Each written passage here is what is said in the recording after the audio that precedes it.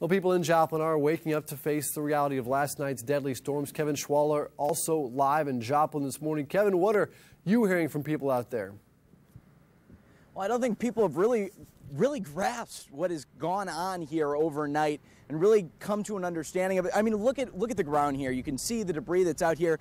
This probably came from the school over here or someone's home. We're even seeing pieces of letters, perhaps school assignments, littering the ground out here. And if you look over here, there's a pole, a metal pole. Look how bent that is. Imagine how much wind and force it took to do that, and it's just devastating neighborhoods.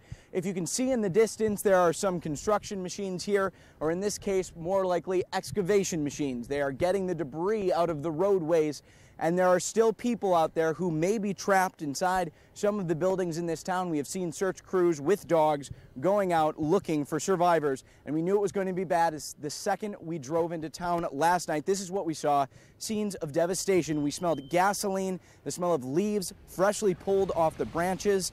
Business owners told us about a gas leak near an apartment we saw just devastated.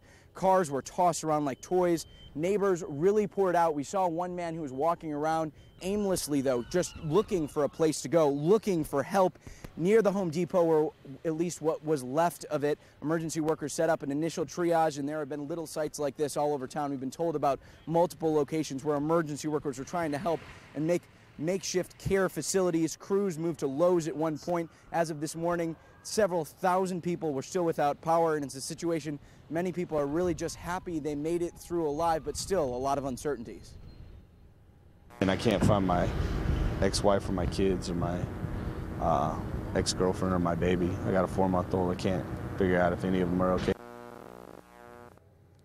And with this devastation, you can really imagine there are so many people probably in his position. He had a hard time, he said, because of the drain on the cell phone networks. We noticed it firsthand. It was hard to get any communication out of here when this storm first came through, and he has been having a hard time getting access to the neighborhoods where his loved ones may be. Power lines have fallen down. There are blockades around town. It's really very difficult to move in this city. I couldn't imagine going through what that guy is going through right now, not being able to find his kids. But Kevin, what if people can't find a place to stay? What can they do? Where can they go?